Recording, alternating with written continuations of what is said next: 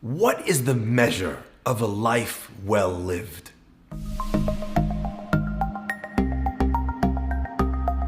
Vayechi Yaakov.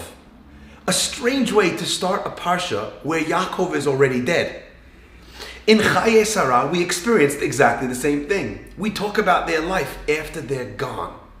Rabbi Shraga Silverstein says it best. It is far more difficult to make one's absence felt than one's presence. Large personalities can fill a room. Some people have a knack for making people feel good in the moment. The challenge is how they feel after you've left the room. What's amazing about Yaakov and why it's called Vayechi Yaakov, that Yaakov lived on, is something which is hinted at in a very strange pasuk. Yaakov passes away and he's taken by his family and all of the Egyptian populace and royalty up to the land of Canaan. The Canaanites and their kings see the Egyptians in this Evel Kaved, in this intense mourning over the loss of Yaakov Avinu. And they call the name of the city Avel Mitzrayim. It's so intense that they renamed the actual place to mirror the fact that this was a great loss for Egypt. That is something remarkable. It's something to leave this world and have your family miss you. It's something even more beautiful to have your neighbors and friends mourn your absence.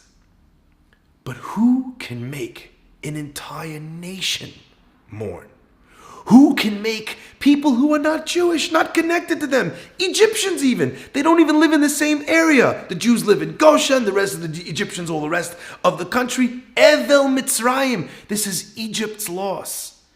To be so present, so giving to those around you, that when you leave, everybody feels it. Vayechi Yaakov. Yaakov indeed lived on. When my father came to America, he became the rabbi of a synagogue in Deal, New Jersey. And very quickly, some of the neighbors began to complain that the synagogue was in a residential house. Complaints came from all around, and the city decided to shut the synagogue down. There was a court case, and the synagogue lost the court case. On the day that the synagogue lost the court case, my father decided that Rosh Hashanah, he was going to do something beautiful. Erev Rosh Hashanah, a van pulls up at the neighbor's house across the street, Mrs. Layton. She was someone who had led the opposition against the synagogue and was largely responsible for why we lost the case. She gets a massive bouquet of flowers, and it says the synagogue's address on it. She immediately tells the man, it can't be for me, it's for the synagogue. And the guy says, no, there's another bouquet, same exact size, same exact style, for the synagogue. This one's from the rabbi. My dad was cognizant of the fact that these were not evil people, bad people. They just were nervous that their area was going to change. They were threatened or thought it'd get too noisy, so they were voting in a certain way. But that didn't mean that they didn't need to be treated with respect and dignity, and shown that even after the court case was lost, that there was no animosity. The court case was appealed, and eventually it went all the way to the Supreme Court of the state of New Jersey. Imagine the scene.